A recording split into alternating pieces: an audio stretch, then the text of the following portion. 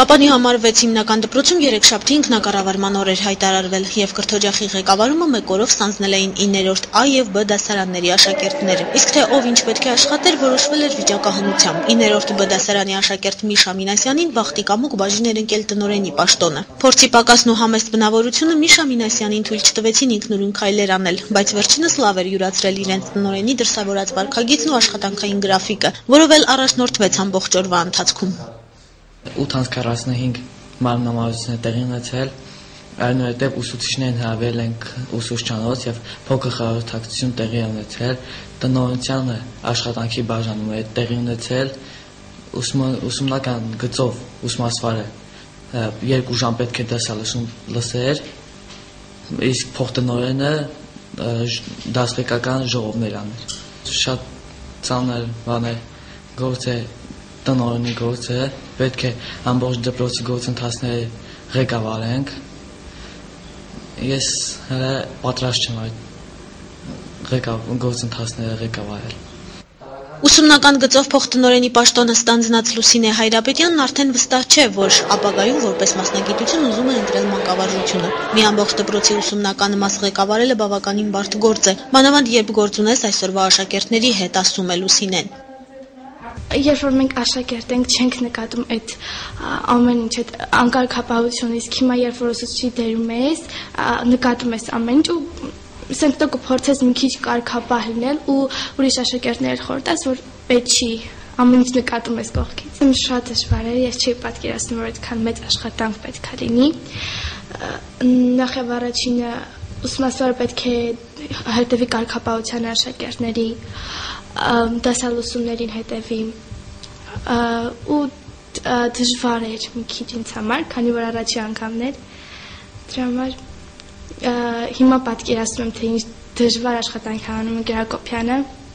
Աշխարհագրության ուսուցչուհի Մարինե Վարդանյանի գնահատմամբ իր դասաժամը ստացվեց, չնայած աշակերտներն անտեղի աղմկում ու շարժվում էին, այնուամենայնիվ ուսուցչուհին չէր սրտնեղում, նա գտնում է, որ կարևորը դասին պատրաստ ներկայանալն է։ Պետք է կարողանալ լռություն պահպանել դասարանում, որպեսզի դասը ավելի աշակերտները ավելի լավ յուրացնեն, հասկանան։ Դպրոցն ունի 6-րդ տալիք ամսաթերթ, որի պատասխանատուն Սուսաննա Գալստյանն է։ Վերջինս որոշել է հենց այսօր հոդված հրատարակել նվիրված Սուրբ Զատկի տոնին և Հայոց Մեծ Եղեռնին։ Եթե հետագայում այսպիսի աշխատանքներ լինեն, կուզեի այս գործում լինեի, բայց ավելի ակտիվորեն մասնակցել եւ կարծում եմ հենց կմասնակցեմ ակտիվորեն, քանի որ այս գործով մի քիչ ավելի հմտացի աշխատանքում այսօր ստուգել եմ բացականները դասարաններում, հերթապահությունը, ուսուցիչներին, նաեւ աշակերտների։ Թերևս սա միակ օրն է, երբ աշակերտը հասկանում է ուսուցչին, գիտակցում, թե որքան դժվար է մանկավարժի գործը։ Առավոտ եկել եք դպրոց, ամեկայք կանոնը հաստատել ենք, մաքարարին հանձնարարել եք իրաց աշխատանքները, դպրոցի աղբեր կուտակված հավաքել ենք, այնպես բոլորը իրաց կանոնը։ Պետք է մտնել ուսուցչի դրության մեջ, որ ես որ աշակերտը մտածում էի, թե իրանց գործը հեշտ է, բայց որ դարձա փոխտնօրեն շատ դժվար էր։ Այսօր պետք է ավելի կարգապահ լինեն, հասկանան ուսուցիչներին, դե երևի սովորեն լավ։ Այսուհետ ամեն տարի ապրիլի 19-ին Կապանի համար 6 հիմնական դպրոցում ինքնակառավարման օր կլինի։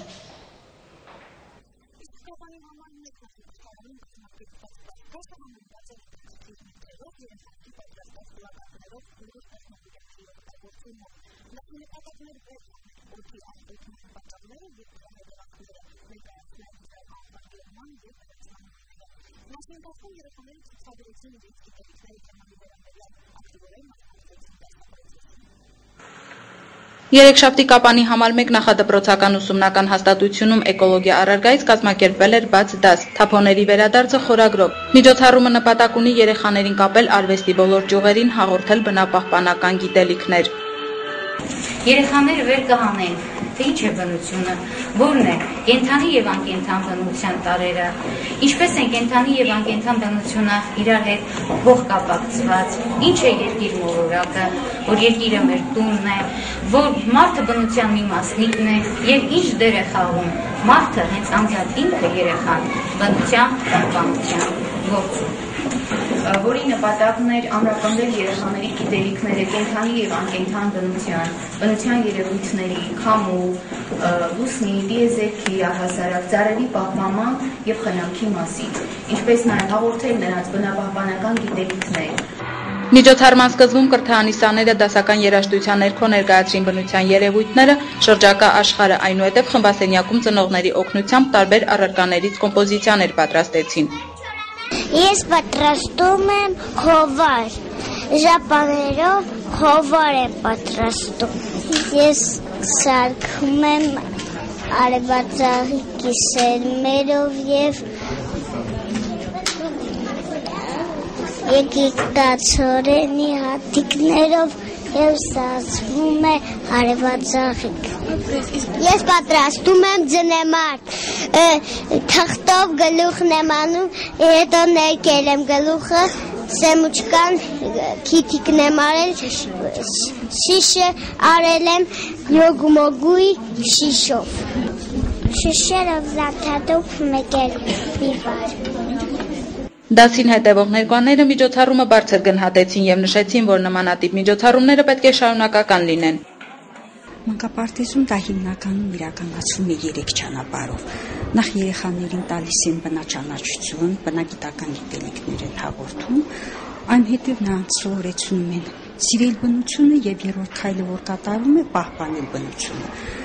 Գեղեցիկ էր երեխաների ելույթը,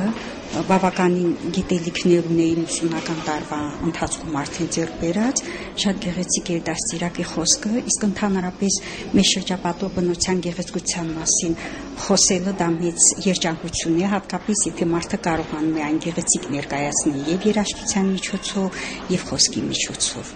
Միջոցառման վերջում ի ցույց դրվեցին նաեւ ավագ խմբի երեխաների եւ նրանց ծնողների ձեռքի աշխատանքները։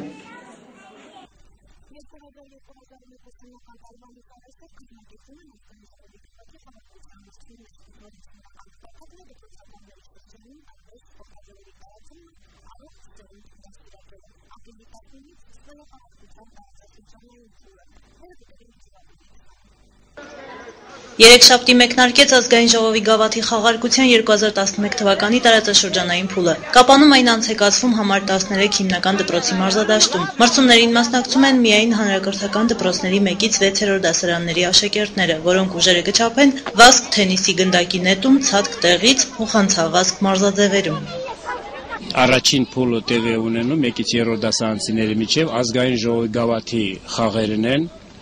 որից յուրաքանչյուր դասարանից մասնակցում է 2 տղա, 2 աղջիկ։ Առաջին 3-րդ դասարանցիները նույնն են ինչ որ 4, 5, 6-րդ դասարանցիները, միայն այնտեղ եթե առաջինից 3-րդը վազում է 30 մետր, տարբերությունն նա է, որ 4, 5, 6-երը վազելու են 60 մետր։ Հիմնական ձևերն են վազքը, ցածկ տեղից, թենիսի գնդակի նետում, ձգումներ, մեկ էլ կրոսավազք։ Ազգային ժողովի գավաթի խաղարկությունը անցեկացվում 2000 թվականից, Սյունիքի մարզի թիմը 2010 թվականին հանրապետական փուլում զբաղեցրել է 4-րդ տեղը։ Ըստ մարզպետարանի կրթության, մշակույթի եւ սպորտի վարչության ներկայացուցիչ Վովա Այվազյանի, դպրոցներում արդեն առավել մեծ ուշադրություն է դարձվում սպորտին եւ ակնկալիքներ կան, որ այս տարի Սյունիքի թիմը կհայտնվի եզրափակիչի լավագույն եռյակում։ Այս տարի ես տեսնում եմ դասվարների եւ ֆիզկուլտ ուսուցիչների լավագույն աշխատանքները եւ հույս ունեմ ոչ միայն 4-րդ տեղ կգրավենք, ինձ թվում է ավելին կանենք, որպեսզի մեր մարզի պատիվ ավելի բարձր պահենք։ Յուրաքանչյուր աշակերտի տրվում է 3 փորձի հնարավորություն, որոնցից գրանցվում է առավելագույն արդյունքը։ Երեխաները խաղարկությանը մասնակցում են իրենց դպրոցին ու քաղաքին հաղթանակ բերելու ակնկալիքով։ Ես սիրում եմ սպորտը, դրա համար եկել եմ այստեղ, որ ես մասնակցեմ մեր քաջարանը հաղթի։ Ես այստեղ մասնակցել եմ վերնակի նետում։ Ես ամենաշատը գցել եմ 29 մետր։ Ավելացնենք, որ խաղարկության երկրորդ մարզային փուլը անց է կացվելու ապրիլի 22-ին Գորիսում։